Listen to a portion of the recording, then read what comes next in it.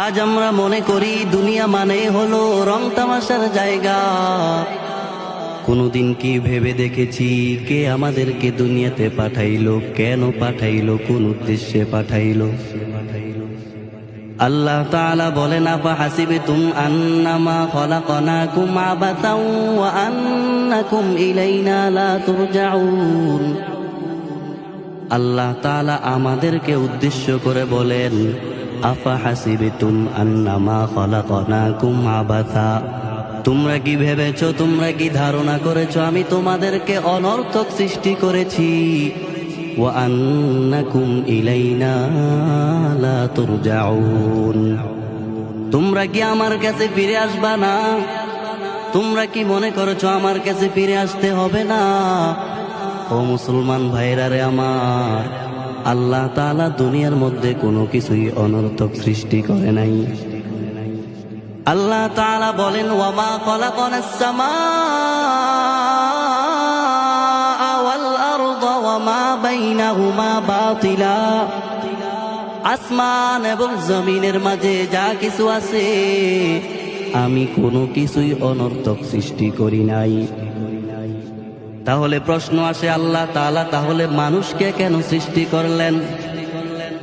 আল্লাহ তাআলা বলেন, ওয়ামা খলাকতুল জিন্না ওয়াল ইনসা ইল্লা লিয়াবুদুন, আমি মানুষ এবং জিনকে সৃষ্টি করেছি একমাত্র আমার ইবাদত করার জন্য, শুধুমাত্র কেবলমাত্র আমার ইবাদত করার জন্যই আমি মানুষকে সৃষ্টি করেছি।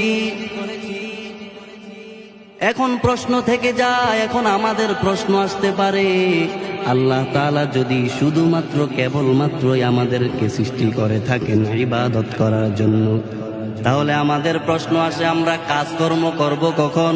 আমরা ঘুমাবো কখন? আমরা খাবার খাবো কখন? আমরা ব্যবসা বাণিজ্য করব কখন?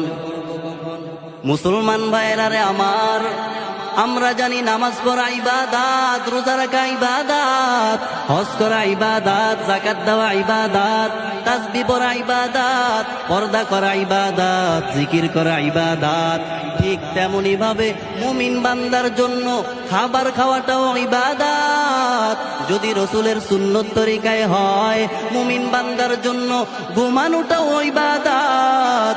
যদি নবীজির আদর্শ অনুযায়ী হয়, মুমিন বান্দার জন্য ব্যবসা করাও ইবাদত। যদি রসুলের আদর্শ অনুযায়ী হয়, মুমিন বান্দার জন্য হাসি দেওয়াটাও ইবাদত। যদি হাসি দেওয়াটা নবীজির আদর্শ অনুযায়ী হয়।